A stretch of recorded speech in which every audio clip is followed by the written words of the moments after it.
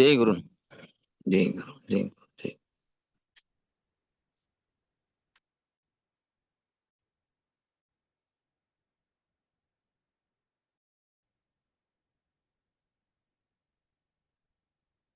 గురుర్విష్ణు గురుర్దేవో మహేశ్వర గురు సాక్షాత్ పరబ్రహ్మ తస్మై శ్రీ గురవే నమః. గురవే సర్వలోకానాం భిషజే భవరోగిణాం నిధయే సర్వ విద్యానాం శ్రీ దక్షిణామూర్తయే నమః. బృహద్వాసిష్ట సిద్ధాంతం పూర్ణబోధోపదేశిక వెంకటేశ్వర యోగేంద్రం సద్గురుభ్యో నమో నమః. ఆత్మానాత్మ అతీతమనిశం కేవలాత్మోపదేశిక వేముల రామయార్య యోగేంద్రం సద్గురుభ్యో నమో నమః. క్షరాక్షరమతీతం చాచల పూర్ణోపదేశిక పూర్ణానంద పుల్లయార్య సద్గురుభ్యో నమో నమః. అస్మద్గురు సమారంభం కృష్ణ సాందీప మధ్యమం ఓంకార పీఠ పర్యంతం వందే గురు పరంపరం.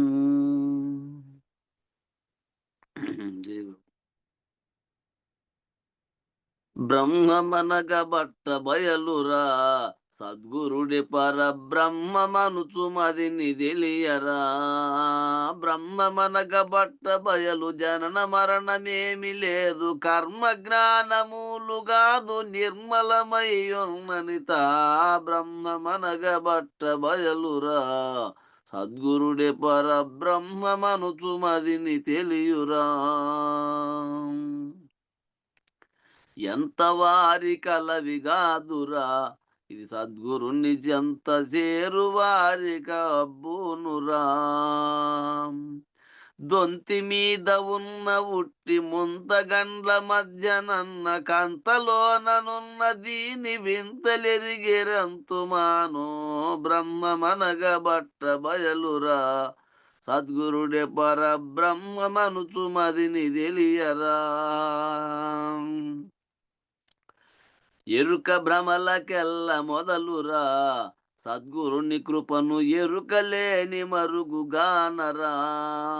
సరసి జాదులెల్ల దీని మరుగు తెలియలేక జనన మరణ వార్ధి మునిగినారు, పరుగు ఇరుగు తరుగులేని. బ్రహ్మమనగ బట్ట బయలురా సద్గురుడి పరబ్రహ్మమనుచు మదిని తెలియరా.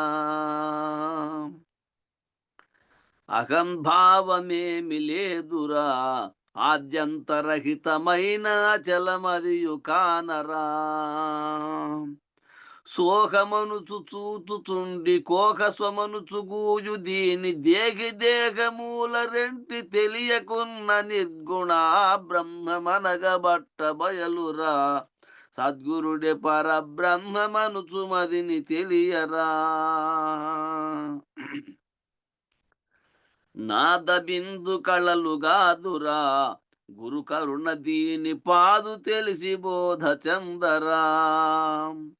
రాదు పోదు నదియునేమిగాదు సర్వమైన ఎరుక లేదు, సర్వకాలమున్నదేదు అది కేవల. బ్రహ్మమనగ బట్ట బయలురా సద్గురుడే పరబ్రహ్మమనుచు మదిని తెలియరా.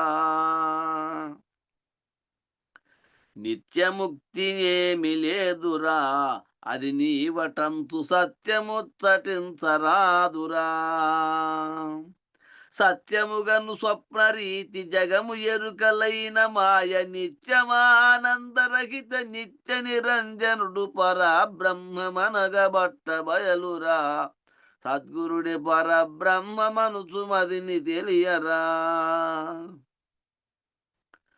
సత్తువేమి లేదు చూడరా అది పంచభూతాత్మ జగందెప్పుడు గాదురా. గుర్తునెరుగు శరీరంబు గుర్తుగాను సత్యమరయ సత్య సర్వగత స్థాను నీవు నేను గాని పరబ్రహ్మమనగ బట్ట బయలురా సద్గురుడి పరబ్రహ్మమనుచు మదిని తెలియరా. పుట్టు చావులెరుగకుండురా దానందు జగతి పుట్టనే లేదు చూడరా. అట్టి కోటి లింగమును గుట్టు దెల్పి రట్టు మాన్పినట్టి ఏల్చూరి కోటేశుడైన నిర్గుణ బ్రహ్మమనగ బట్ట బయలురా సద్గురుడే పరబ్రహ్మమనుచుమదిని తెలియరా. జై శ్రీ సద్గురు ప్రభు మహారాజుకు జై. పూర్ణానంద పుల్లయార్యులకు జై. విష్ణువానంద కృష్ణమూర్త్యార్యులకు జై. అనంతకోటి భక్త మండలికి జై. జై గురుదేవ. జై గురుదేవ. జై గురు. అందరికీ జై గురు. గురు పరంపరకు జై. కర్మ సిద్ధాంతం అనే దాని మీద ఒకానొక సభలో విజ్ఞాన స్వరూప్ గారు చేసినటువంటి ప్రసంగ పాఠాన్ని మనం చదువుకుంటూ ఉన్నాం.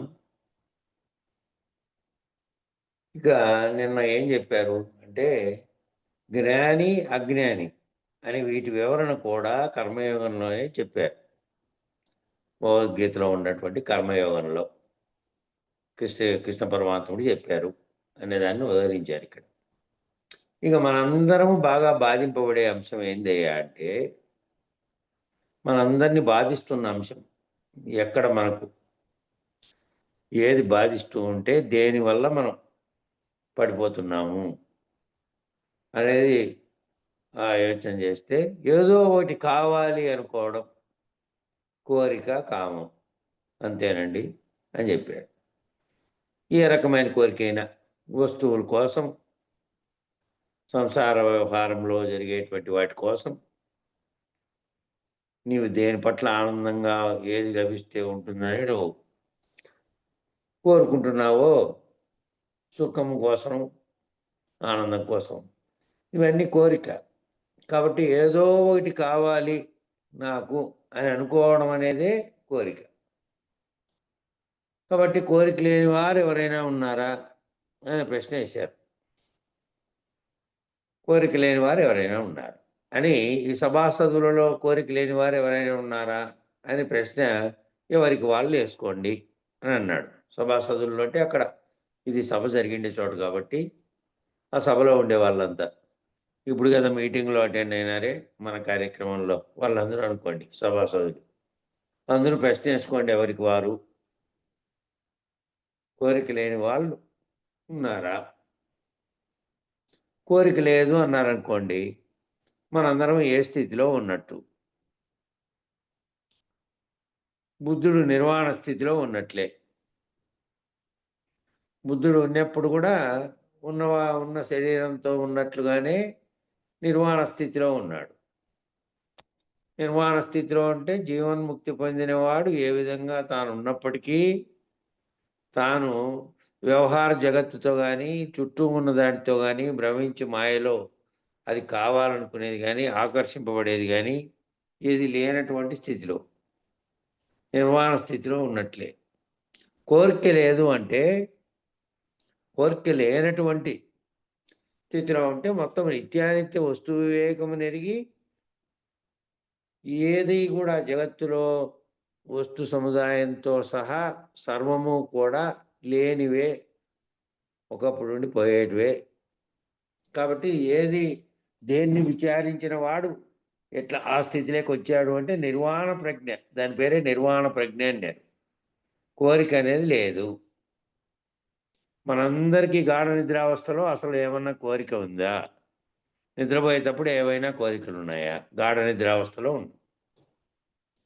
అప్పుడు ఏదీ లేదు, చైతన్యం లేదు. సంకల్పం కలిగి లోపల కోరిక కలగడానికి కారణమైనటువంటిది అసలు లేదు. గాఢ నిద్రావస్థలో ఉంది. ఏ కోరికైనా గాఢ నిద్రావస్థలో ఉందా అంటే లేదు కదా. కలలో కానీ మెలకువలో కానీ మాత్రమే మనసు పనిచేస్తున్నప్పుడు మాత్రమే ఈ గోలంతా వచ్చింది. మరి అటువంటిప్పుడు మనం ఎలా కలలో కానీ మెలకువలో కానీ వచ్చింది. మెలకువలో వచ్చిందని నువ్వు సంకల్పిస్తున్నావు కావాలని. కలలో కలిగిన దానికి కర్మ ఫలితం ఉంటుందా? కళ నువ్వు సంకల్పించకుండానే మూలం లేకుండా ఉన్నది ఎట్లొచ్చిందో మూలం లేకుండా ఈ ఎరుక అనేది ఎట్లా ఏర్పడి ఈ సర్వ జగత్తుకు కారణమైనది ఎట్లా వచ్చిందో అట్లా మూలం లేకుండానే ఆ కళ వచ్చింది. అయితే కళలో నువ్వు సంకల్పించలే. కళలో నీతో నిమిత్తం లేకుండా సూక్ష్మ ప్రజ్ఞ ఏదైతే ఉందో అది కలగైంది. ఆ కళలో ఉదాహరణకు ఆ కళలో పోయి ఎవరినో పొడి చేసావు, చంపేసావు, ఏవేవో చేసావు పనులు అనుకుందాం ఊరికే. మెలకు వచ్చిన తర్వాత కళ లేదు. కళలో చేసిన కార్యానికి ఏమైనా కర్మ ఫలితం ఉందా? కళలో చేసిన పనికి. కళలోంచి మేలుకున్నాడు. కళలో ఎవరో ఒకరు వచ్చారు, వారిని ఆనందింపజేశాడు, వారికి వస్తువులు ఇచ్చాడు, లేదంటే ఎవరితోనో ఘర్షణ పడ్డాడు, ఆ ఘర్షణ పడిన దాంట్లో వాడిని కొట్టాడు, తిట్టాడు, ఏవేవో వచ్చినాయి అనుకోండి కళలో. అవన్నీ మెలకువలోకి వచ్చిన తర్వాత కళలో కళే లేదు, మొత్తం కళే లేనిది. తనకు నిమిత్తం లేకుండా, తన సంకల్పం ఏమీ లేకుండా, తన సంకల్పంతో లేకుండా సూక్ష్మ ప్రజ్ఞగా ఉన్నది కలగలింది.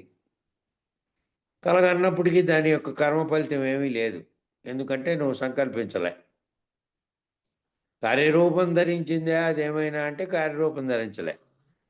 అదే ఒకవేళ జాగ్రత్తలో ఉన్నామనుకోండి, జాగ్రత్తలో కార్యరూపం ధరించకపోయినప్పటికీ నీ అంతరంగంలో అనుకున్నామనుకో, ఎవరినో చంపడానికో, ఏదైనా వస్తువు దొంగలించడానికో, లేకపోతే ఏదైనా, లేదంటే ఒక సత్ఫలితం ఎవరికైనా చేయడానికో, వానికి చేయాలి, మేలు చేయాలి, నేను ఈ పుణ్యాన్ని నేను చేయాలి, ఫలానా వస్తువు ఫలానా వానికి ఇయ్యాలి, అది పుణ్యం కానీ, లేదంటే ఎవరికైనా హాని చేయాలనే పాపం కానీ, ఏం చేసినా మెలకువలో ఉన్నప్పుడు నువ్వు ఒకవేళ కార్యరూపం ధరించేటట్టు చేయకపోయినప్పటికీ మనసులో అనుకున్నా కూడా సంకల్పిస్తున్నావు, జాగ్రత్తావస్థలో సంకల్పిస్తున్నావు అంటే కర్మ తగులుకునే అవకాశం ఉంది. నువ్వు ఆ జాగ్రత్తావస్థలో మేలుకోనున్నప్పుడు నేను ఇంకా చేయలేదు కదా, నేను లోపల అనుకున్నా అంతే, బయట ఎవరికీ తెలియకపోవచ్చు 10 మందికి అని అనుకోవచ్చు. కానీ నువ్వు సంకల్పించావా లేదా? జాగ్రత్తావస్థలో ఉండి జాగ్రత్తలో ఉన్నప్పుడు నువ్వు సంకల్పించావు కదా, అది దుష్టమైనా లేదంటే మంచిదైనా ఏదైనా నీ సంకల్పించిన దాన్ని బట్టి అవి ఏర్పడే అవకాశం ఉంటుంది. కాబట్టి కళలో ఏముంది? కళలోది కార్యరూపము ధరించలేదు.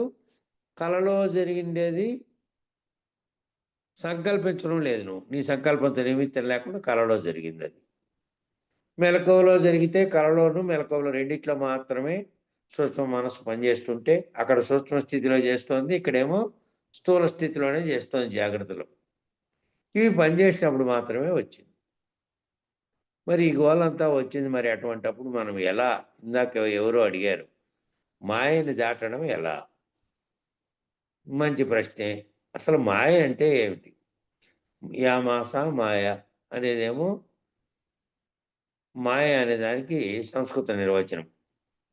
యామాస మాయ అంటే ఏది లేదో అది మాయ. ఏది లేకనే ఉన్నట్టుగా భ్రమింపజేసిందో అది మాయ. అంటే ఇప్పుడు మనం లేని దానిని పట్టుకొని ఉన్నది అనుకుంటున్నాం. మనం లేని దాన్ని ఏమిటి పట్టుకొని ఉన్నది అనుకుంటున్నామంటే ఈ అంతటి జాగ్రత్త అవస్థలో గుర్తిస్తున్న ప్రపంచము, నువ్వు, నేను, చుట్టూ ఉన్నది ఇదంతా పరిణామ క్రమంలో పోతూనే ఉంది. అంతకుముందు ఉన్నదనుకున్నదంతా పోతుంది. సకలము ఈ సృష్టితో సహా ఒకానొక స్థితిలో పోయి మళ్ళీ సంకల్పిస్తేనే కలుగుతుంది. కాబట్టి దాన్ని పట్టుకొని లేని దాన్ని పట్టుకొని ఉన్నదని అనుకుంటున్నాం అని చెప్తున్నారు. లేని దాన్ని పట్టుకొని ఉన్నది అనుకుంటున్నామట అని చెప్తున్నారు. వేదాంత శాస్త్రంలో చెప్తున్నది ఏంటంటే ఏది లేదో ఏది ఉందో చెప్పడమే వివేకం. వేదాంతం ఏం చెప్తుంది అంటే ఏది ఉందో ఏది లేదో చెప్పడమే వివేకము అని చెప్తుంది. వివేకం అంటే వేరే గొప్ప సూత్రాలు ఏమీ లేవు. దానికి ఎన్ని పేర్లన్నా పెట్టుకోండి. వివేకం అంటే ఏమిటంటే ఏది ఉంది ఏది లేదు అంతే. అది ఒక్కటే.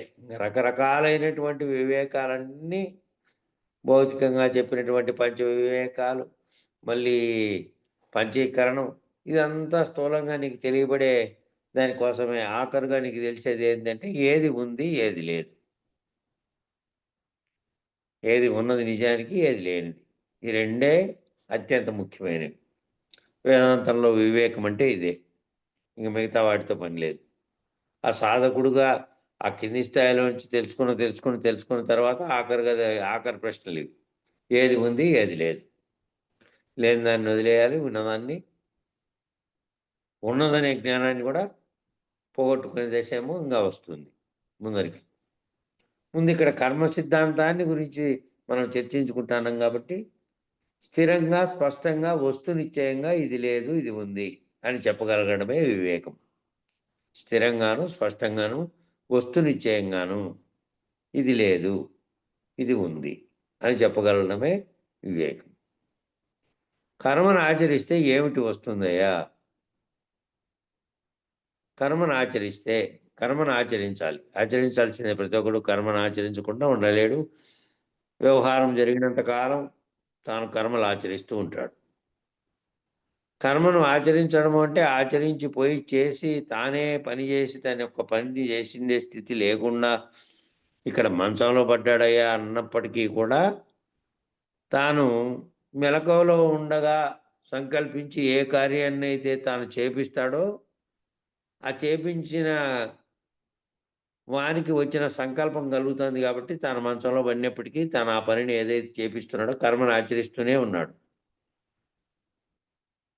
ఏది సంకల్పిస్తుందో అది లేకుండా అయిపోయే వరకు సంకల్పిస్తుంటాడు కాబట్టి దానితోనే కర్మ చేస్తూనే ఉన్నాడు. శరీరం మనిషి కదిలి భౌతికంగా చేసే కర్మలు కాకుండా కర్మ ఆ కర్మ చేయడానికి కారణమైంది ఉంటుంది. అది దానితోనే నువ్వు చేస్తున్నావు ఆ కర్మను ఆచరించేకి. కర్మను ఆచరిస్తే ఏమిటి వస్తుందయ్యా అంటే ఇంతకు ముందే చెప్పాడు. ముందు పైన నిన్నటి దాంట్లో వచ్చింది. అది పైన ఏం చెప్పాడంటే మనీషి అవ్వచ్చు. మనిషిగా ఉండేవాడు మనీషి అంటే మహాత్ముడు, గొప్పవాడు, మహనీయుడైపోతాడు. మామూలు మనిషిగా ఉన్నవాడే బాగా ఆచరిస్తే కర్మను మంచిగా ఆచరిస్తే మనీషి అవుతాడు. మనీషి అయితే ఏమిటి ప్రయోజనం? మామూలు మనిషికి నీకు దీర్ఘం ఇచ్చారు. మనీషి అంటే మహనీయుడు, మహాత్ముడు. ఏమిటి మరి మనీషి అయితే ఏమిటి ప్రయోజనం? వివేకంతో ఉండవచ్చు, వివేకిగా మారతాడు. వివేకం వల్ల ఏం ప్రయోజనము? ఏది ఉందో ఏది లేదో స్పష్టంగా తెలుస్తుంది. వివేకం వల్ల ఏం ప్రయోజనం వస్తుంది? ఏది ఉందో ఏది లేదో తెలుస్తుంది స్పష్టంగా. నాకు ఇప్పుడు కూడా తెలుసు కదండి. ఎక్కడి వరకు తెలుసు మనకి అంటే నాకు ఇప్పుడు కదా తెలుసు కదండి అనుకున్నాం అనుకో, ఏది ఉందో ఏది లేదో తెలుసు నాకు అని అనుకున్నాం అనుకో, ఎక్కడి వరకు తెలుసు మనకి? శరీరం ఉందా లేదా తెలుసు. ప్రాణం ఉందా లేదా అది కూడా తెలుసు. మనసు ఉందా లేదా తెలుసు అనే చెప్పాలి. ఎందుకంటే మనసుతోనే చెప్తున్నావు వాటి, మనసు లేకుండా చెప్పలేవు. బుద్ధి ఉందా లేదా? ఇంకా తర్వాత ప్రశ్న బుద్ధి ఉందా లేదా? ఉంది కాబట్టే ఇక్కడికి వచ్చాము, అంతే కదండి అని అంటారు. ఉంది కాబట్టి ఇక్కడికి వచ్చాము, ఏదో ఇది విందామని సభకు వచ్చాము. కాబట్టి ఇంకా అవతలికి వెళ్ళి మాట్లాడితే, ఇంకా అటు నుంచి ఇంకా అవతలికి వెళ్ళి మాట్లాడితే ఇప్పుడు ఆత్మ ఉందా లేదా? ఇప్పుడు ఇవన్నీ ఉంది కాబట్టే వచ్చాం, ఉంది కాబట్టే ఆలోచన చేస్తున్నాం, ఉంది కాబట్టే మాట్లాడుతున్నాం, ఉంది కాబట్టే చెప్పాడు. ఇప్పుడు మన ఆత్మ ఉందా లేదా? ఏమోనండి కొద్దిగా ఆలోచించి చెప్పాల్సిందే అన్నాడు. ఏమోనండి కొద్దిగా ఆలోచించి చెప్పాల్సిందే. పెద్దలందరూ ఉంది అంటున్నారు కాబట్టి ఉంది అని చెప్పవలసిందే అని జవాబిచ్చాడు. పెద్దలందరూ ఉంది అంటున్నారు కాబట్టి ఉంది అని చెప్పాల్సిందే. లేదు, స్వానుభవంలో నిర్ణయమై ఉంటే స్పష్టంగా ఆత్మానుభవం ద్వారా అది ఉన్నది. ఇంతకీ ఘోరత ఎందుకు వచ్చిందయ్యా అంటే ఆ బుద్ధిలోనే ఉందట. బుద్ధి కర్మానుసారిని అన్నారు కాబట్టి ఇదంతా బుద్ధిలో నుంచే బుద్ధి కర్మను బట్టి బుద్ధి అనుసరిస్తుంది. బుద్ధిని బట్టి ఆయా కర్మలు చేస్తున్నావు అనేది ఉంది కాబట్టి ఈ ఆత్మానుభవం అనేది ఏది ఉందో స్వానుభవంలో నిర్ణయం అయి ఉంటే ఇంక మళ్ళీ పెద్దలు చెప్తున్నారు కాబట్టి అందరూ అంటున్నారు కాబట్టి ఆత్మ ఉంది అని కాదు. తాను ఆత్మస్వరూపుణ్ణి తాను చెబుతున్నటువంటి నేనుగా భావిస్తున్నటువంటి నామరూపాత్మకమైన పేరు పెట్టబడినటువంటి ఏ పేరులో పెట్టారు ఒక శరీరానికి. ఆడ శరీరాలు ఆడ పేర్లు, మగ పేర్లు, ఇట్లా మగవాళ్ళకి పెట్టిన పేర్లు ఆడవాళ్ళకి ఏమన్నా పెట్టాడని శరీరానికి పెట్టారు. ఆ శరీరంగా రూపాత్మకమైనటువంటి ఆవరణతో కూడిన శరీరంలో ఒకటి ఉంది. దాని ప్రకాశం చేత సర్వము జరుగుతోంది. సృష్టికి కారణం కూడా అదే అయి ఉంది. అది ఆత్మగా ఉంది. నేను ఆత్మస్వరూపంగా ఉన్నాను. నా అసలైన నేనేది అంటే ఆత్మస్వరూపంగా ఉన్నది.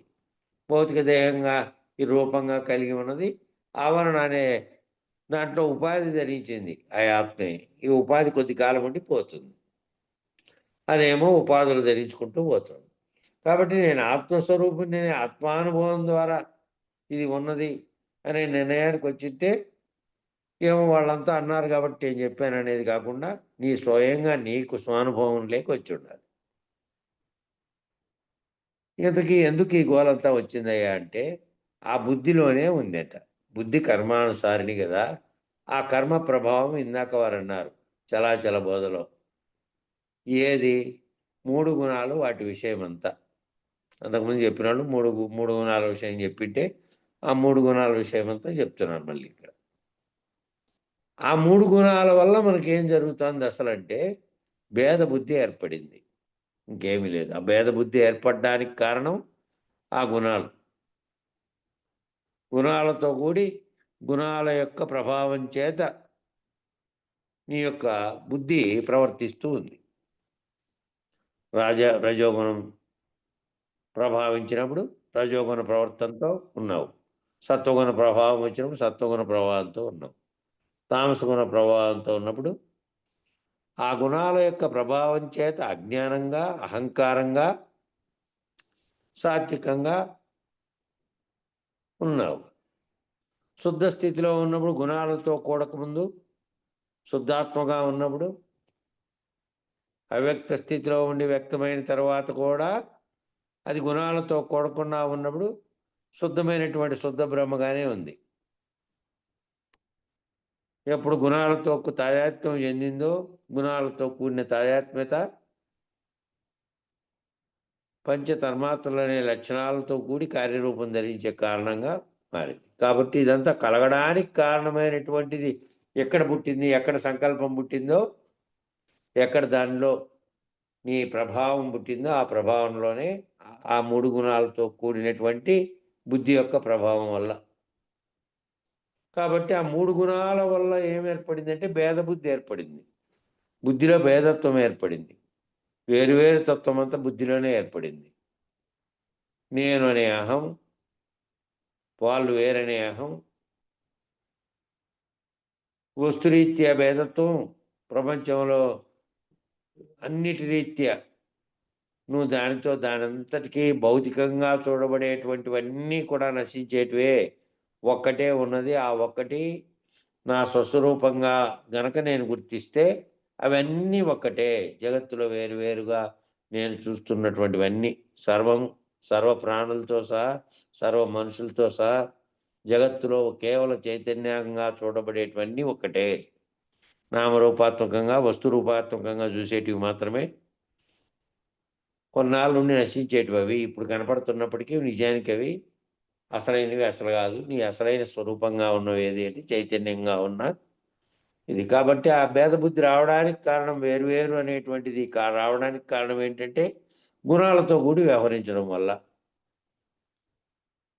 మరి ఆ రెండు ఒకటిగా ఉంటే ఆ రెండింటిని వేరువేరుగా ఉన్నాయని తోపింపజేయడమే 3 గుణాలంటే. ఇంకేమీ లేదు.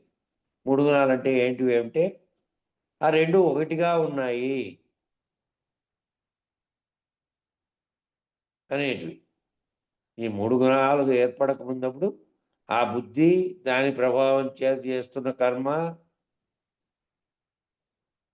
చేయడానికి ఏదైతే ఉన్నాయో ఈ 3 గుణాలు అనేటువంటి వాటి విషయం వల్లనే నీలో ఉన్నటువంటి తేడా ఏర్పడడానికి కారణమైంది. శుద్ధ తత్వజ్ఞ గుడిగా ఉన్నప్పుడు, శుద్ధాత్ముడుగా ఉన్నప్పుడు ఏ గుణాలు వచ్చి చేరలేదో అప్పుడు ఏ విధంగా ఉందంటే సర్వము ఒక్కటే. నువ్వు కూడా పరమాత్మ స్థితిలో ఉన్నావు.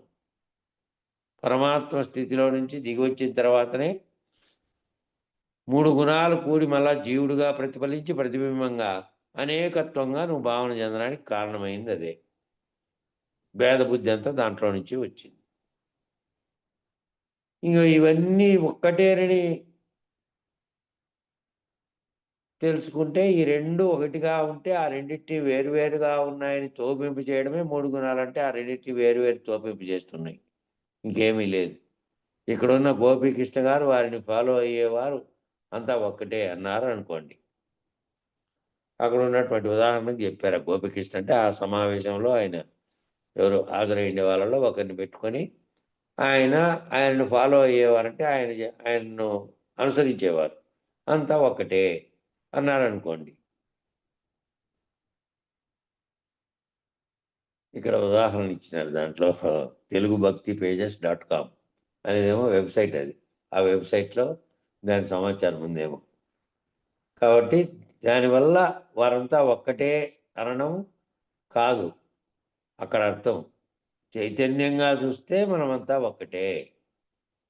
వాళ్ళని అనుసరిస్తున్న వారు వేరు వేరు దేహాలను కలిగి ఉండి వేరు వేరు పేర్లు కలిగి ఉన్నప్పటికీ కూడా అందరము ఒక్కటే. చైతన్యంగా చూస్తే మనమంతా ఒక్కటే. మీరు, మేము అన్నారు ఏమిటో. మీరు, మేము అన్ని పదాలు లేవు. ఆ పదాలన్నీ భౌతిక రూపంలో కల్పించుకున్నవే. మీరు, నేను, వారు, వీరు ఇవన్నీ. కాబట్టి చైతన్యంగా చూడండి. చైతన్యంగా చూస్తే మనమంతా ఒక్కటే.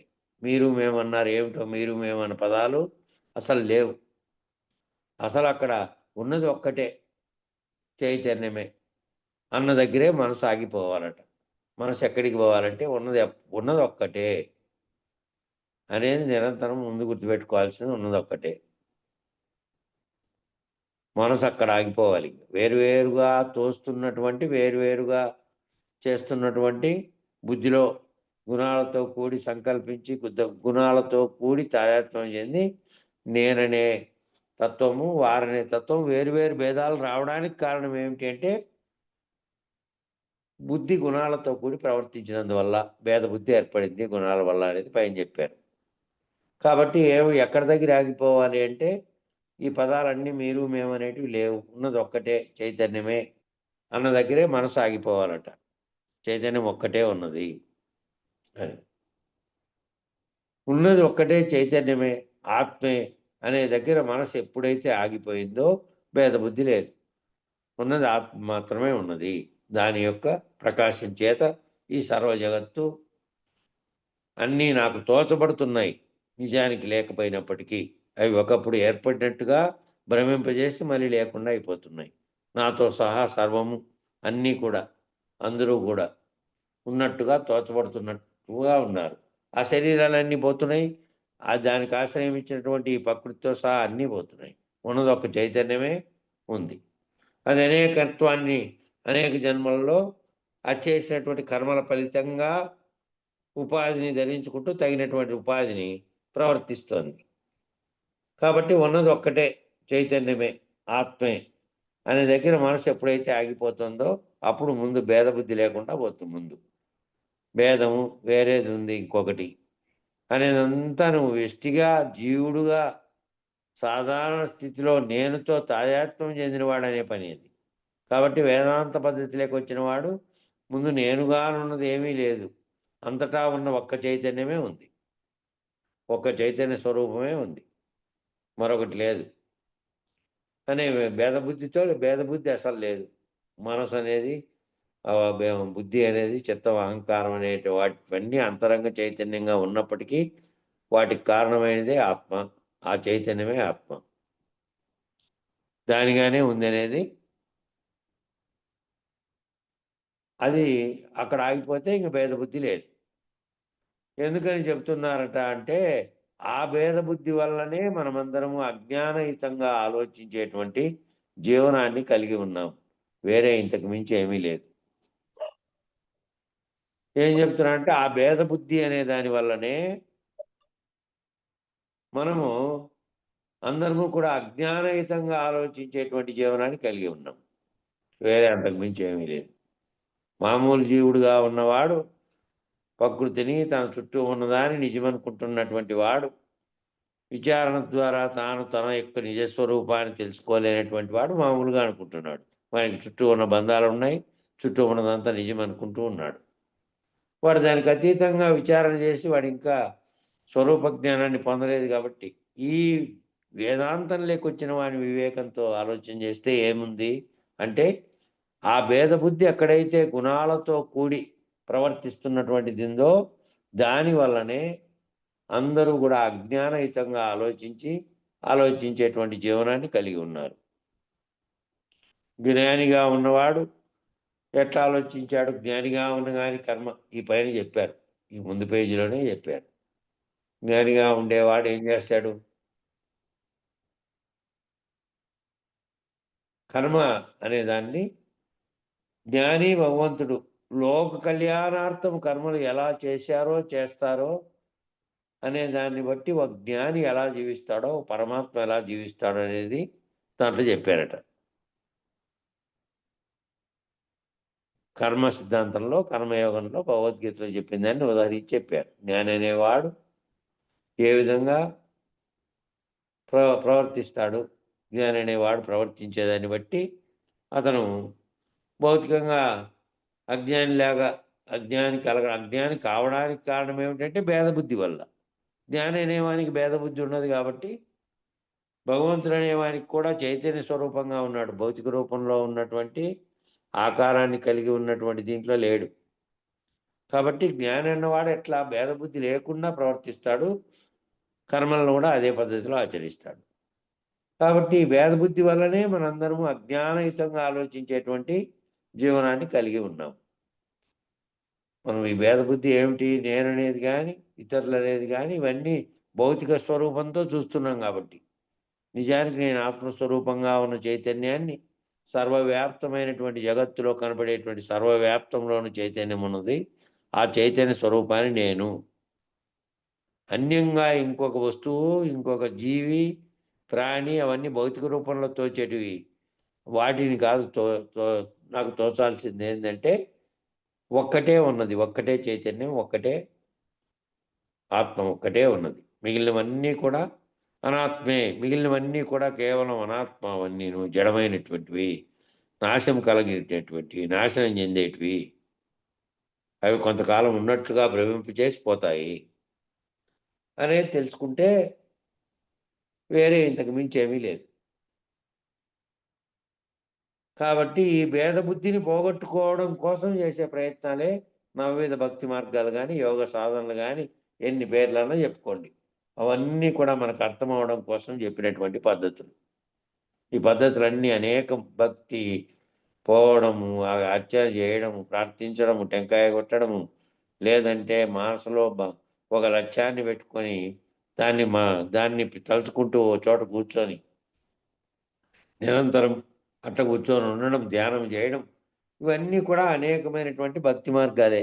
ఈ భక్తి మార్గం వల్ల ఏం తెలియబడాలి? ఏవో కోరికలు కాదు, ఉన్నది ఒక్కటే. మిగిలినంత ఆత్మ పదార్థం అంతా లేనిదే, ఉన్నది ఒక్కటే. ఆ ఉన్నది ఒక్కటి తెలుసుకోవడానికే ఇవన్నీ ఉపయోగపడాలి తప్ప మళ్ళా దాంట్లో ఏవో ఇది చేసినందువల్ల నాకు ప్రయోజనం ఏందో కలుగుతుంది, స్వామి దగ్గర పోయి ముక్కున్నందువల్ల అవన్నీ ఏం తలవు.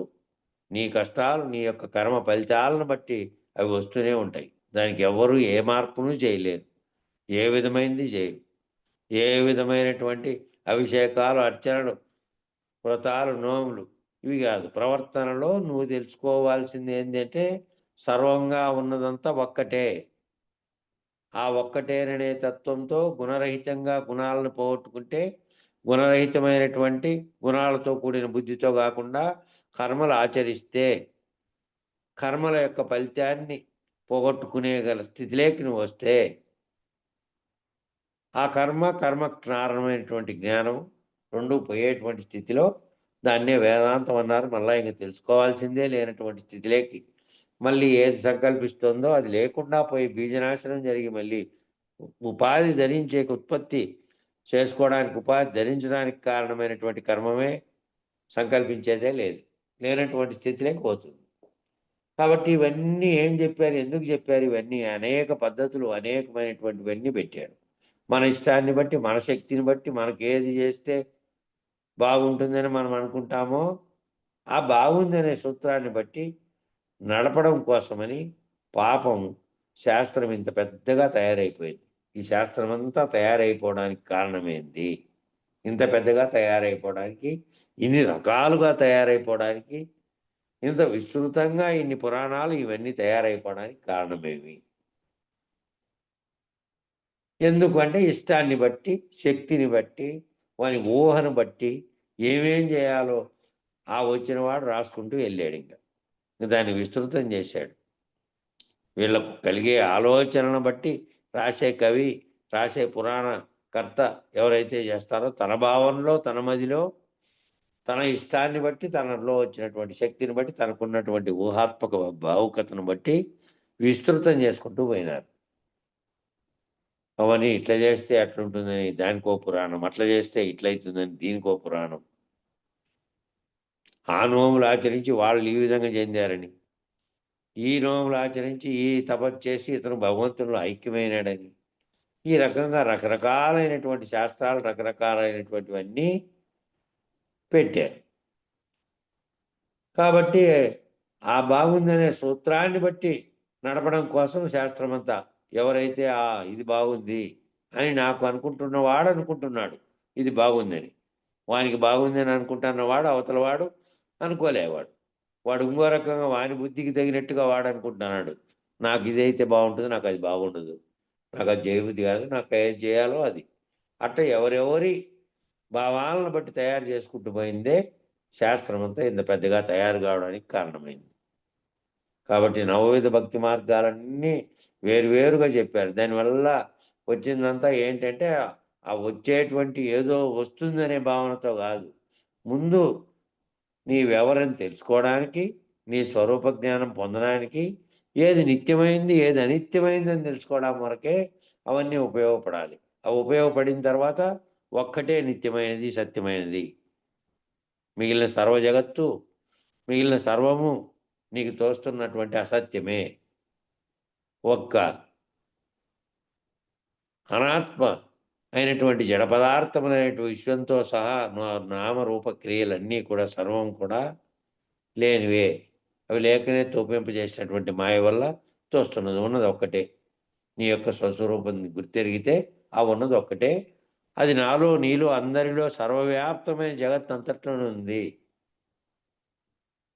అని భావించాలి. ఇప్పుడు ఆ శాస్త్రం ఇంత పెద్దగా తయారైపోయింది. ఇప్పుడు ఆ శాస్త్రాన్ని చూసి మనమే భయపడిపోయి దూరంగా పారిపోతున్నామేమో అనేటువంటి అనుమానం కూడా కలుగుతుంది. ఇప్పుడు ఆ శాస్త్రాన్ని చూసి భయపడిపోయాల్సినటువంటి దూరంగా పారిపోతున్నామేమో అనేటువంటి అనుమానం కూడా కలుగుతుంది. అనుమానం ఎందుకు కలుగుతుందంటే శాస్త్రం వేసినటువంటి బీజంలో నువ్వు మళ్ళీ విచారణ చేత తెలుసుకోలేనటువంటి వాడు చదివాడు అనుకోండి, వాని భావనలోకి వచ్చింది, ఆ భావనలో అది ముద్ర వేస్తుంది, దాన్ని చూసి భయపడే పరిస్థితి ఏర్పడుతుంది. వాడు ఎప్పుడో చదివాడు ఒకడు, ఆ బల్లి పడితే ఇట్లయితుంది అని ఎవడో బల్లి శాస్త్రం రాశాడు. ఆ బల్లి పడింది. ఇది ఆ బల్లి అనేది ఓ సాధారణ జీవి, దానికేం అసాధారణమైన మానవుడికి ఉన్నటువంటి బుద్ధి విశ్లేషణ అనేది లేదు. భౌతికంగా ప్రవర్తిస్తుంది, దాని కంటి ముందరకు వచ్చిన ఆహారాన్ని తినడం తప్ప ఇంకోటి ఆలోచన చేసే శక్తి లేనిది. అదేదో పడితే ఇదైందని ఒకడు రాశాడు. ఆ రాసినప్పుడు ఈ భావించిన వాడు ఏమవుతాడంటే చదివాడు ఆనందంగానే బాగానే ఉంది, చదివిన తర్వాత ఎప్పుడో ఓ రోజు పడింది. అది దానికి ఏం పని అంటే పురుగులను వేటాడుతూ వస్తుంది, వేటాడుతూ ఓ చోటు నుంచి ఎగిరినట్టుగా ప్రవర్తించినప్పుడు మనిషికి తగులుకుంటుంది, మనిషి మీద పడుతుంది. అంత మాత్రం చేత ఇతర పురుగుల్లాగా చూడకుండా ఈ బలిపడే శాస్త్రం గుర్తొచ్చింది. ఇంకా మనకి శాస్త్రము గుర్తొచ్చింది. ఏదో బయటికి పోతుంటే దొందుకొని పడ్డాడు, ఆ బల్లి పడింటే ఈ కాలికి దెబ్బ తగులుతుందా, ఏమిటికి మేలు, చెవికి మేలా, తలకాయకి మేలా, భుజానికి మేలా, ఇవన్నీ మళ్ళా దాంట్లో ఆ శాస్త్రంలో. ఇంత అజ్ఞానయుతంగా అయిపోయే కారణం ఏంటి అంటే ఆ శాస్త్రాన్ని చూసి అది దాన్ని చూసి భయపడి పారిపోయే పరిస్థితులు ఉన్నాయి. కొన్ని శాస్త్రాలు ఆ విధంగా అనేకం తయారు చేసి పెట్టారు. కాబట్టి అనేక శాస్త్రాలన్నీ అనేకంగా తయారు చేయడానికి వారి వారి ఇష్టానుసారంగా, వారి వారి బుద్ధిని బట్టి, వారి వారి చైతన్యం ఒక్కోసారి వాళ్ళ సంకల్పించిన ఆలోచనల్లో ఊహలతో చేస్తుంది. ఊహించి చెప్పేటి కొన్నిసార్లు నిజం కావచ్చు, అయితే కొన్ని మళ్ళా ఇంకోటి చెప్తానులే స్వామి. అయ్యా ఆయన కంచికి పోయి బంగారు బల్లి ముట్టుకున్నాడంటే ఆయన పోయి ముట్టుకోపోర్రా, బల్లి పడింది, ఆయన పోయి ముట్టుకుంటే ఈ దోషం పోతుందని అది కూడా రాసినారు కదా మళ్ళీ ఇంకొకటి. దానికి అది ముట్టుకుంటానే పోతుందంట ఈ దోషం, ఆయన పోయి ముట్టుకుంటానే. అసలు దోషమని భావిస్తే కదా, బల్లి పడితే దోషం ఎందుకు అవుతుంది? అదే ఓ జీవి. తెలిసిన వాళ్ళు అంటారు, తెలియని వాళ్ళు అయ్యో కంచికి పోయి బంగారు బల్లి ముట్టుకొని అంటే ఆయన పోయి ముట్టుకుంటే మనకి ఏంది ఉండదు అంట ఊర్లో. సరే, కాబట్టి ఏది ఏది అనేక రకాలుగా ఈ శాస్త్రాలుగా తయారయ్యే దాన్ని చూసి మనమే భయపడిపోయి దూరంగా పారిపోతున్నామేమో అనేటువంటి అనుమానం కూడా కలుగుతుంది. పెద్దలందరూ కూడా పూర్వం ఏం చేసేవాళ్ళంటే దీన్ని సాంప్రదాయక విద్యా విధానంలో నాకు 45 ఏళ్ళండి అని ఒక ఆయన అన్నాడు. నాకు బాల్యం నుంచి సాంప్రదాయక విద్యా విధానమే అలవాటు, మమ్మల్ని ఏనాడు కూడా ఇన్ని గంటల సేపు కూర్చోమని కానీ లేదంటే ఇన్ని సంవత్సరాల పాటు అది చదువుకొని రమ్మని కానీ లేకపోతే ఈ పాఠం అప్పచెప్పమని కానీ మాకెవడూ చెప్పలేదు. వెళితే వాళ్ళకు తెలిసిన పెద్దలు ఏదైనా వాళ్ళ జీవితంలో ఆచరించింది చూపెడుతున్న అంశం ఏదైనా ఉంటే మా జీవనాన్ని చూసి నువ్వేం తెలుసుకున్నావు అని ఉల్టా మళ్ళీ నన్నే ప్రశ్న వేసేవాళ్ళు. అంటే మనం వారి జీవనాన్ని గురించి మనం తెలుసుకోవాలి అని అంటే వారితో కలిసి జీవించాలి కదా. కాబట్టి బాల్యం నుంచి ఏమవుతుంది, విద్యా విధానం అనేది ఒకటి అలవాటు చేశారు.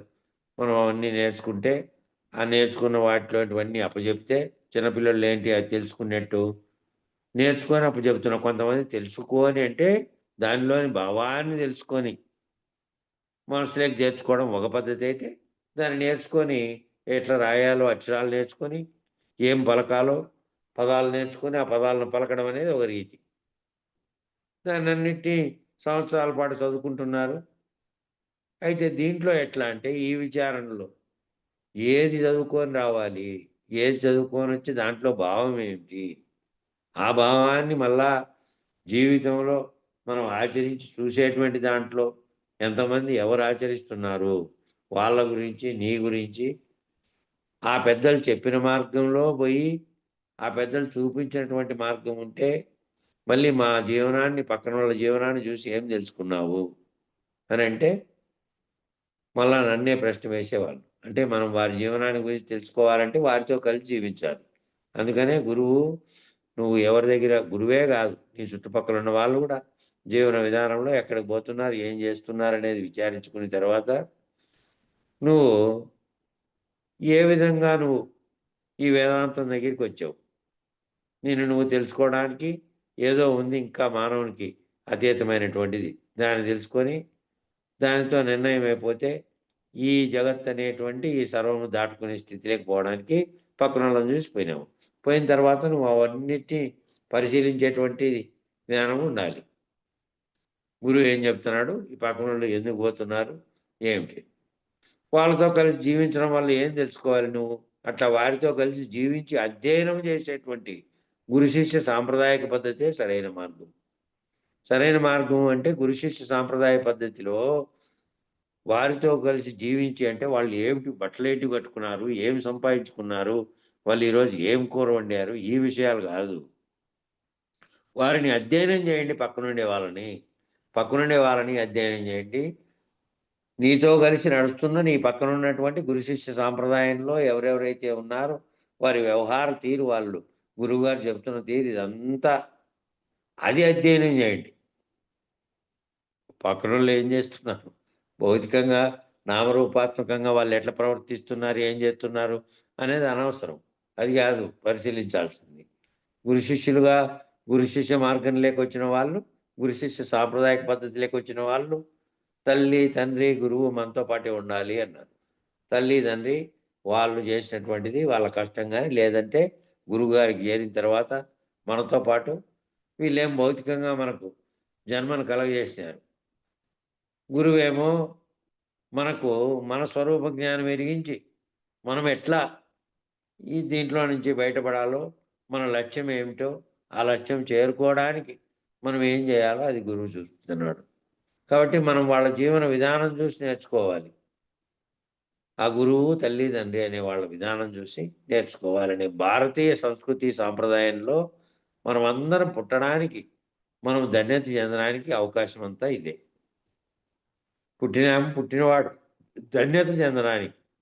మనలాగే పుట్టారు మరి మహాత్ములందరినీ నేను అవతరించారు కదా. రమణ మహర్షి కానీ, వివేకానందుడు కానీ, రామకృష్ణ పరమహంస కానీ, మామూలు కుటుంబాల్లో అత్యధిక పేదరికము ఇవన్నీ మామూలుగా ఉన్నాయి బయట ప్రపంచంలో చూస్తే. ఎంతగా వచ్చినది? ఎన్ని వేల కోట్ల, లక్షల కోట్ల ప్రపంచానికే అధిపతిగాని భావించేటువంటి వానికి కూడా రానంత విస్తృతమైనటువంటి పేరు ప్రఖ్యాతులు ప్రపంచం అంతటా, ఈ దేశం ఆ దేశం అని లేకుండా అనేక భాషల్లోకి వాళ్ళు చెప్పినటువంటి వాక్యాలు వెళ్ళినాయి. అంటే వాళ్ళు జీవించిన విధానం ఎటువంటిదో అర్థం చేసుకోండి. జీవించిన విధానం, వాళ్ళు పరిశీలించిన విధానం, వారు మళ్ళీ దాన్ని తనలేక అన్వయించుకున్నటువంటి విధానం. అట్లా మనము తల్లి, తండ్రి, గురువు మనతో పాటే ఉంటే వాళ్ళ జీవన విధానం గురించి నేర్చుకోవాలి అనే భారతీయ సంస్కృతి సంప్రదాయంలో మనం అందరం పుట్టడానికి, ధన్యత చెందడానికి మంచి అవకాశం ఏమిటి అంటే, అనేక దేశాల్లో అనేకమైనటువంటి దేశాలు ఉన్నాయి. ఆ దేశాలన్నింటిలోనూ ఇంత లోతుగా తత్వ విచారణ చేసేది లేదు. వాళ్ళకు ఒకే ఒక మత గ్రంథం పెట్టింటే దాన్ని ఫాలో కావడం, దాని ప్రకారం భౌతిక జీవితాన్ని చేసుకుంటూ ఉండడం. ఆ రోజు వచ్చిన రోజు ఈరోజు పండగ, ఈరోజు చర్చికో, గుడికో, మసీదుకో, దేనికో పోయి అక్కడ ప్రార్థన చేసి రావడం. దానివల్ల మనకు మేలు జరుగుతుంది. ఆ ఒక్కటే. తత్వశాస్త్రంలో ఇంత లోతుగా విచారించేటువంటి గురు శిష్య విధానం అనేది ప్రత్యేకంగా భారతదేశంలో ఉన్నట్లుగా, ఈ భారతదేశమే మార్గం చూపించినట్టుగా మరి ఏ దేశము చూపించలే. ఈ దేశం మాత్రమే ఇటువంటి మార్గాన్ని చూపించింది.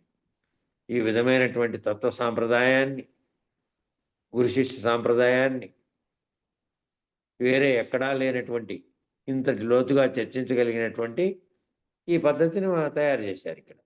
మిగతా వాళ్ళు కేవలం భౌతికపరమైనటువంటి ఆ నవవిధ భక్తి మార్గాలు ఏ విధంగా మనకున్నాయో అట్లనే వేరు వేరు దేశాల్లో వారి వారి గ్రంథాలు, శాస్త్రాలను బట్టి చేస్తూ పోతున్నారు.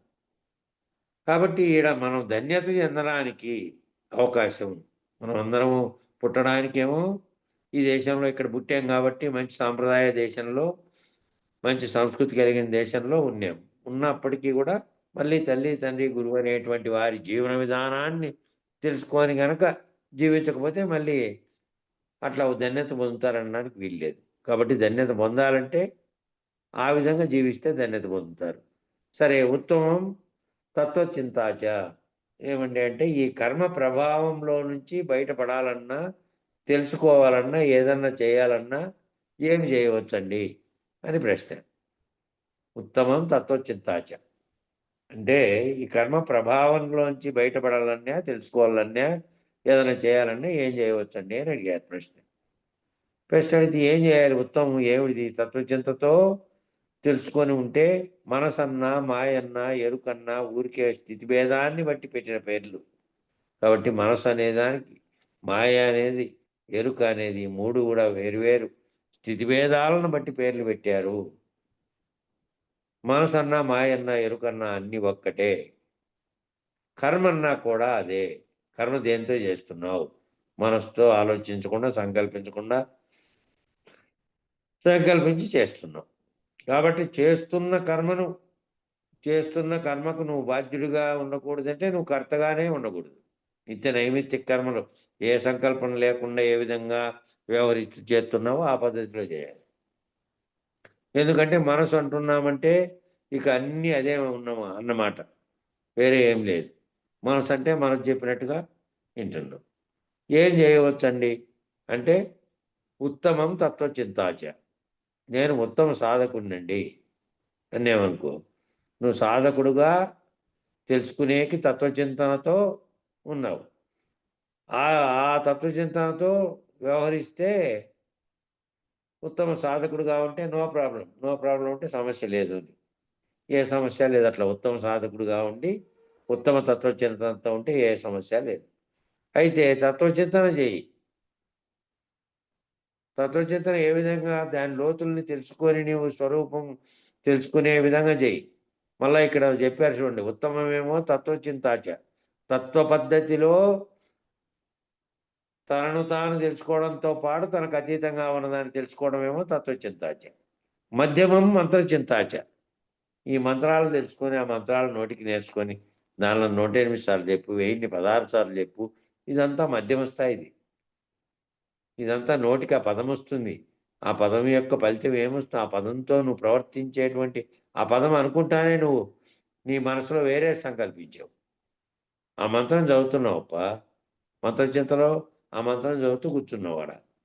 కూర్చుంటే ఏదో ఆలోచన వచ్చింది, నీకు రావాల్సిన డబ్బు గురించో లేకపోతే పోయేదాని గురించో, లేదంటే దారిలో పోతాను అందమైనటువంటి శరీరం కలిగినటువంటి ఓ అందగత్తి పోతుంది. నీవు మంత్రచింతాచి చేసుకుంటూ ఈడ చెల్లించినటువంటి మనసు ఎక్కడికి పోయింది? మనసు కదా ప్రభావితమయ్యేది. మనసేమో అక్కడి ప్రభావితమవుతుంది ఎదురుగా ఉన్న దృశ్యం పట్ల. మరి మంత్రం చదువుతుంటే ఏం లాభం? మంత్రం చదువుకుంటూ ఉండడం కాదు కదా, మంత్రాలన్నీ నోటికి నేర్చుకొని వెళ్ళి వేస్తూ ఉంటే ఒకవైపు పోతున్నది ఎక్కడికి పోతుందో పోతుంది. కాబట్టి మధ్యమం ఇదంతా మంత్రచింతతో మంత్రాలతో చేసేది మధ్యమం. ఉత్తమమైనది ఏంటంటే తత్వచింతన చేయడమే ఉత్తమమైనది. ఆ తన యొక్క తత్వం తెలుసుకోవడానికి నువ్వు చేస్తున్నటువంటి తత్వచింతన ఉత్తమమైంది. మంత్రం చింతన మధ్యమమైనది. కాబట్టి నాకు అంత కెపాసిటీ లేదండి గురువు గారు అని అన్నామనుకో, ఎంత కెపాసిటీ లేదు? కెపాసిటీ అంటే ఏంది? శక్తి కెపాసిటీ అంటే ఇంక వేరువేరుగా ఇచ్చారా? కెపాసిటీ అనేది మనసుకు సంబంధించిందా, శరీరానికి సంబంధించింది అయితే ఏనుగు చాలా పెద్దగా ఉంది. దానికి లేని తెలివితో దాన్ని బంధించగల శక్తి ఎవరికి ఉంది? ఎవరికి ఉంది? జీవునికి. మానవ బుద్ధి విశ్లేషణ కలిగినటువంటి మానవుడు తనకంటే 1000 రెట్లు బలం కలిగినటువంటి సింహాల పురుడుతో సహా అన్నిటినీ వశపరచుకోగలిగి అన్నిటిని బంధించగలిగిన స్థితి ఎందుకుంది అంటే వీనికి బుద్ధి విశ్లేషణ ఉంది. కాబట్టి కెపాసిటీ అనేది ఏంది? శరీరానికి, శరీరం యొక్క బలము, శరీరం యొక్క దానికి చుట్టూ ఉన్నటువంటి మొనిమాగదులు, సంపద, ఇది కాదు. కాబట్టి నాకు అంత కెపాసిటీ లేదండి గురువు గారు, తత్వమసి అని ఒక వాక్యం చెప్పేస్తే నాకు బ్రహ్మానుభవం కలిగేంత అవకాశం లేదు, అంత మాలిన్యం లేనటువంటి బుద్ధి నాకు లేదు అన్నారనుకో, శుద్ధ బుద్ధి నా దగ్గర లేదు. కాబట్టి ఒక్క వాక్యం చెప్పేస్తే దానిని అల్లేసుకుని ఉన్నది బ్రహ్మమైన నిర్ణయాన్ని పొందేసి ముక్తావస్థను చెందేటువంటి ఉత్తమ సాధకులు అయి ఉంటే వాళ్ళకి ఏం చెప్పారండి? కాబట్టి ఓసారి అందరూ కూడా వింటున్నటువంటి వాళ్ళు మళ్ళీ ఓసారి వినండి. నాకు అంత కెపాసిటీ లేదండి గురువు గారు అని అన్నారనుకో, కెపాసిటీ అనేది దేనికి సంబంధించింది? శరీర బలానికి కాదు, నీ మనసు, నీలో ఉన్నటువంటి చైతన్యం యొక్క శక్తి అది. కాబట్టి ఆ చైతన్యంతో నువ్వు ఆలోచన చేయకుండా గురువుగారు తత్వమసి అని ఒక వాక్యం చెప్పేస్తే తత్వమసి, త్వమసి అదే నువ్వు అయి ఉన్నావు. విచారణ చేయడం ద్వారా ఉత్తమ చింత చేస్తే, ఉత్తమమైనటువంటి చింత చేస్తే నువ్వు దాని గురించి తెలుసుకుంటావు అని ఒక వాక్యం చెప్పేస్తే నాకు బ్రహ్మానుభవం కలిగేంత అవకాశం లేదు, నాకు ఆ బ్రహ్మానుభవం కలిగేంత అవకాశం లేదు అన్నారనుకో, అంత మాలిన్యం లేనటువంటి బుద్ధి నాకు లేదు. మాలిన్యం పోయినటువంటి బుద్ధి ఉండాలి. మాలిన్యంతో కలిసిన బుద్ధి ఉంటే, మాలిన్యం అంటే ఏమిటి? మనసుకు కలుగుతున్నటువంటి చుట్టూ ఉన్నటువంటి దృశ్య ప్రపంచంతో తాదాత్మ్యం చెంది వాటన్నిటితోనూ మనసు ప్రవర్తిస్తున్నటువంటి తీరులో ఉంటే దిగివచ్చి కింద జీవుడుగా ప్రవర్తించేటువంటి స్థితిలో తన ఆత్మస్వరూపుడుగా తాను సర్వవ్యాప్త చైతన్య స్థితిలో ఉండకుండా మాలిన్యం చెందితే ఏర్పడేదే అది, ఆ మాలిన్యమైనటువంటి బుద్ధి. అంటే అనేకత్వము, భేద బుద్ధి, ఇదంతా దాని లక్షణాలు. కాబట్టి శుద్ధ బుద్ధి నాకు అంత మాలిన్యం లేనటువంటి బుద్ధి నాకు లేదు అన్నామనుకో, శుద్ధ బుద్ధి నా దగ్గర లేదు. ఆ శుద్ధంగా ఉండే బుద్ధి, శుద్ధ బుద్ధి అంటే ఏమిటి? భేదం అనేదే లేకుండా ఉన్నటువంటిది ఒక్కటే ఏకత్వం అనేటువంటి స్థితి. అంతా ఆత్మస్వరూపంగా ఉన్నటువంటి సర్వవ్యాప్త చైతన్యం అంతా ఒక్కటే. జగత్తులో ఉన్నదంతా అంతా చైతన్యమైనటువంటి నిర్ణయానికి రాలేనటువంటి స్థితి. ఆ నిర్ణయానికి లేనటువంటి శుద్ధ బుద్ధి నా దగ్గర లేదండి అంటే, శుద్ధత్వం ఏంటి? గుణాలతో కూడకుండా ఉన్నప్పుడు ఉన్నదే శుద్ధమైనటువంటి బుద్ధి. గుణాలతో కూడిన తర్వాత వచ్చినటువంటి బుద్ధి ఏమైందంటే మాలిన్యం చెంది అనేకత్వంగా చూస్తూ నేను నీవనే అహంతో కూడి తామసంగా అజ్ఞానంగాను, రాజసంగా అహంకారంగాను, సాత్వికంగా ఉన్నప్పుడేమో శుద్ధంగా ఉన్నటువంటి సాత్వికంగా అంటే సాత్వికంగా కూడా కొన్ని మలినాలు ఉంటాయి. అసాత్వికంగా చేసేటువంటి ఉత్తమమైన పని అనుకోండి సాత్వికంగా ఉన్నప్పుడు. ఆ ఉత్తమదానికి ఉత్తమ ఫలితాలు కూడా ఉన్నాయి కాబట్టి ఆ ఫలితాలు ఏవో కలిగేటివి మళ్ళీ కలుగుతాయి అనుకోండి. అది కూడా కర్మలో భాగమే కాబట్టి. కాబట్టి శుద్ధ బుద్ధి నా దగ్గర లేదు కాబట్టి ఒక్క వాక్యం చెప్పేస్తే దాన్ని అల్లేసుకొని అంటే ఒక్క మంత్రం ఏదైనా చెప్పండి. దాన్ని నేర్చేసుకొని దానికి నోటికి వచ్చేటట్టు చేసుకొని ఉన్నది బ్రహ్మమే అనే నిర్ణయాన్ని పొందేసి ఆ ఉన్నది బ్రహ్మమే అనే దానికి ఏదైనా ఒక వాక్యం ఉంటే ఆ వాక్యం చెప్పి ముక్తావస్థను చెందేటువంటి ఉత్తమ సాధకులు అయి ఉంటే వాళ్ళకి ఏం చెప్పారండి? ఆ ముక్తి అనేటువంటి అవస్థను పొందాలి అనేటువంటి నిర్ణయాన్ని చేయగలిగిండే ఉత్తమ సాధకుడైతే వాళ్ళకి ఏం చెప్పారండి? అంటే ఇట్లా వాక్యం అల్లేసుకొని దాన్ని 108 సార్లు చెప్పడం కాదు. ఏం చెప్తున్నా అంటే ఉత్తమం తత్వచింతాచ. ఉత్తమమైన పద్ధతి అటువంటి సాధకులకి ఏంటంటే తత్వచింతన చేస్తూ తత్వంలో చెప్పినటువంటి అంతరార్థాన్ని గ్రహిస్తూ అంతకుముందు ఏ భావనల వల్ల మలినమైందో నీ బుద్ధి, ఏ భావనల వల్ల భేదాలు ఏర్పడినాయో, ఏ భావనల వల్ల నీలో ఇవన్నీ ఏర్పడినాయో వాటిని తొలగించుకునేటువంటి ఆ భ్రాంతుల్ని పోగొట్టుకునేటువంటి స్థితిలో ఏ సాధకుడైతే ఉన్నాడో ఆ సాధకుడు ఉత్తమమైనటువంటి ఆ సాధకునికి ఉత్తమమైన పద్ధతి ఏదంటే ఉత్తమమైనది తత్వచింతన. తత్వచింతతో తెలుసుకోవడం అంటే వారితో ఇక కింది స్థాయి మాటలు మాట్లాడరు అన్నమాట. ఇంక వాళ్ళకి ఏంటంటే వాళ్ళ కింది స్థాయి మాటలు లేవు వాళ్ళకి. ఏదో మంత్రం నేర్చుకొని మంత్రం చేత మధ్యమ స్థాయిలోనే ఉండి ఉత్తమంగా అందరికీ కనపడినప్పటికీ తోచే వాళ్ళకు కూడా మంత్రాలు కొన్ని నేర్చుకొని దానినే ఎప్పుడూ సాధన చేసుకుంటూ దానినే ఎప్పుడూ భావిస్తూ దానినే కాషాయం కట్టుకొని దాంట్లో నామాలు పెట్టుకొని మళ్ళీ దాంట్లోనే ఓ చోట కూర్చుంటున్నాడండి అంటే అది మధ్యమమే. మంత్రచింతన చేసేది దాని గురించి దాన్ని వల్లించడం కాదు ఇక్కడ.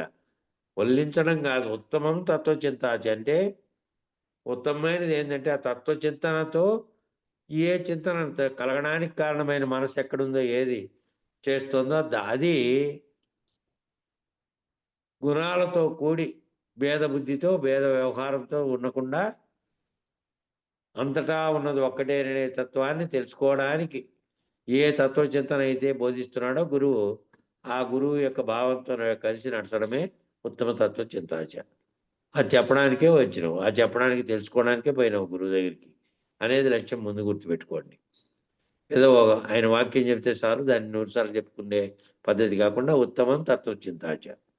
ఆ ఉత్తమమైన పద్ధతి సాధకుడుగా నువ్వు తత్వచింతన చేయాలి. చేసి అది నిలిచిపోవాలి నీలో, నీ భావనలో.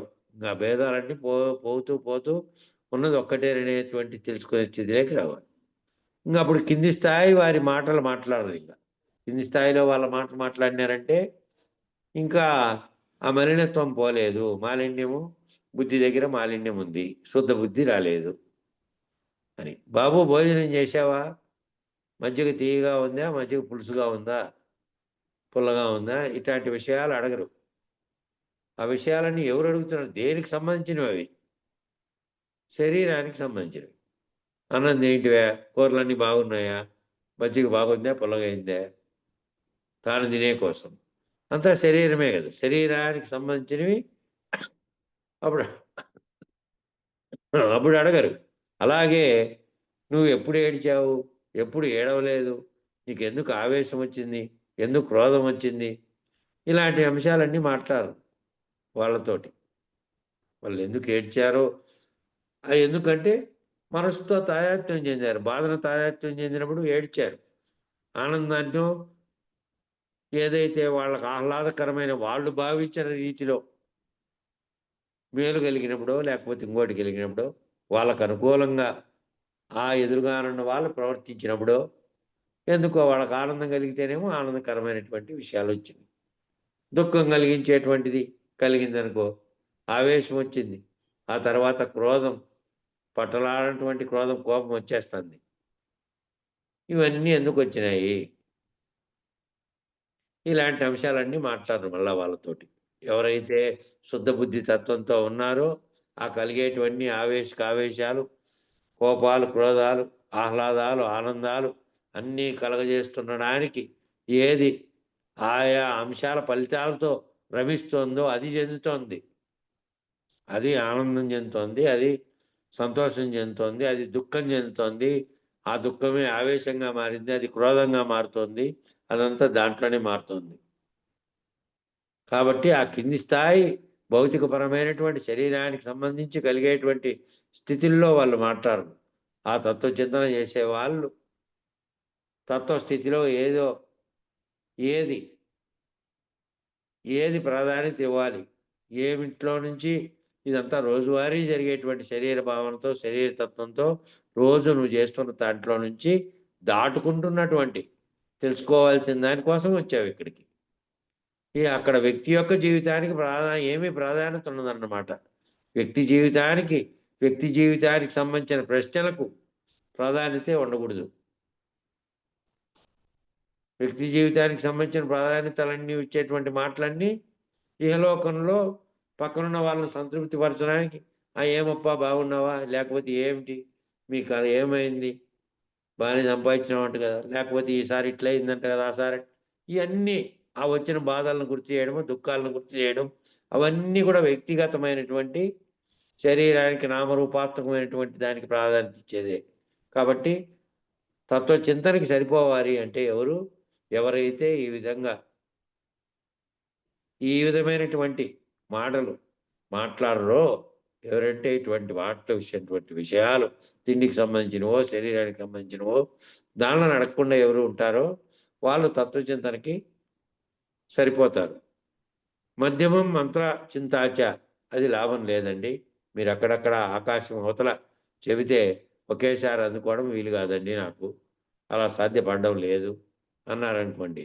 సరేలే బాబు, నీకు మనసు కొద్దిగా బలంగా ఉన్నదయ్యా, ఆ మనసు బలంగా ఉంది కాబట్టి ఆ బలమైన మనస్సుని నువ్వు రాజస్థానంలో కూర్చోబెట్టి నువ్వు సేవకుడిగా ఉన్నావు కాబట్టి నాకు బలంగా లేదు, నా మనసు అంతగా ఇది లేదు, అంత ఒకేసారి నువ్వు ఆకాశం అవతలికి పోయి చెబితే నేను అందుకునే స్థితిలో లేను, నాకు అలా సాధ్యపడలేదన్నారనుకో, సరేలే నీ మనసు కొద్దిగా బలంగా ఏదైతే ఉందో ఆ మనసు దేని పట్ల బలంగా ఉంది అంటే ఆ మనసు ఆల్రెడీ లోకంలో ఉన్న దాన్ని అన్నింటినీ పట్టించుకొని దానిల వైపు బలంగా ఉంది. ఆ మనసు మారాల్సినది ఎక్కడ వైపు మారాలంటే ఆ బలమైన మనస్సుని నువ్వు రాజస్థానంలో కూర్చోబెట్టి నువ్వేమో దానికి సేవకుడిగా ఉన్నావు, మనం చెప్పినట్టుగా పోతున్నావు. మనసు ఏమో రాజస్థానంలో పుట్టి నువ్వు బానిసగా దానికి మనస్సుకు బానిసగా ఉండి ఆ మనసు ఎట్లా చెబితే అట్లా ప్రవర్తిస్తూ ఉన్నావు. కాబట్టి నీకు ఆ బలంగా దాంట్లో నుంచి ఆకాశం అవతలు చెప్తున్నావు, నాకు అది వీలు కాదు, సాధ్యపడలేదంటే మనసు చెప్పినట్టు వింటున్నావు. కాబట్టి మనసు చెప్పినట్టు కాదు, మనసుని ఏ విధంగా మనసు చెప్పినట్టు చేస్తే ఏమిటి వస్తున్నాయో దాంట్లో నుంచి నువ్వు అంతరంగంలో తత్వచింతన చేత చేస్తే నువ్వు దాన్ని కూడా అధిగమించేటువంటి స్థితి వస్తుంది. మంత్రచింతన చేస్తే దాన్ని ఏమి నువ్వు అధిగమించలేవు. కేవలం నోటికి వచ్చినచ్చు, చెప్పుకోవడానికి వచ్చినచ్చు. కాబట్టి భగవంతుడు ఈ శరీరానికి అధిష్టానంగా నిన్ను పెట్టాడు. నేననే దాన్ని ఏం పెట్టాడు? ఆత్మగా ఉన్నటువంటిది అధిష్టానంగా ఉంది. ఆ అధిష్టానంతోనే సర్వము జరుగుతున్నాయి. కాబట్టి సర్వము లేనిదిగా, సర్వము భౌతికంగా నామరూపాత్మకంగా భౌతికంగా ఉంది. అన్నిటికీ శక్తివంతంగా ఉన్నది. దేని చేత ప్రకాశించేత సర్వము ప్రవర్తిస్తుందో, సర్వమునకు ఇస్తుందో అది అధిష్టానంగా ఉన్నటువంటి నేను అని అంటున్నది. కాబట్టి నువ్వు దాన్ని తెలుసుకొని మిగతా అది విచారిస్తే పరిణామంలో నువ్వు ఆ పైన చెప్పినటువంటి ఉత్తమ సాధకుడి స్థాయికి పోతావు. లేకపోతే శరీరానికి దానికి సంబంధించినటువంటి దానితో తాదాత్మ్యం చెందేటువంటి మలిన బుద్ధితో, మలిన భావాలతో ఉన్నటువంటి వాడు అవుతావు. ఉత్తమ సాధకుడు కాలేవు. తత్వచింతన చేసినటువంటి వానిగా నువ్వు మారలేవు. కాబట్టి అక్కడికి పెట్టుకుందాం. ఇక సమయం సరిపోయింది కాబట్టి రేపు నుంచి విచారిద్దాం. మంగళం చెప్పండి. గురునకు మంగళమనరమ్మ మద్గురుమూర్తిని గనుగొనరమ్మా.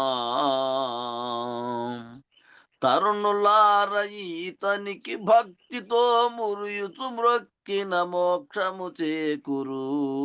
గురునకు మంగళమనరమ్మ మద్గురుమూర్తిని గనుగొనరమ్మా. అక్షర పురుషుండనరాదమ్మా అక్షర పురుషుండనగాదమ్మా. క్షర పురుషుల కావలి పురుషోత్తముడన బరగిన మాయి. గురునకు మంగళమనరమ్మా మద్గురుమూర్తిని గనుగొనరమ్మా.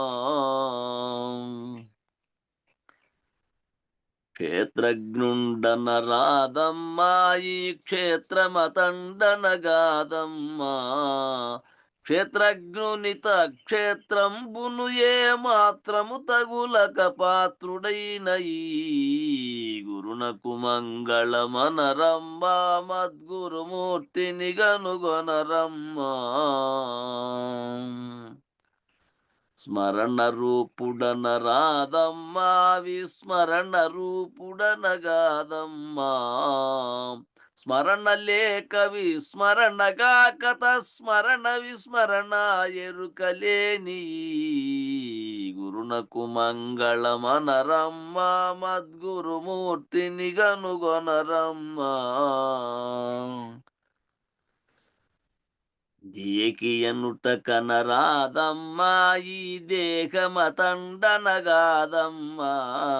ఆకం భావన కంఠశొంఠులకు దేహి దేహముల తెరవు బూని. గురునకు మంగళమనరమ్మా మద్గురుమూర్తిని గనుగొనరమ్మా. పిండ రూపుడనరాదమ్మా బ్రహ్మాండ రూపుడనగాదమ్మా.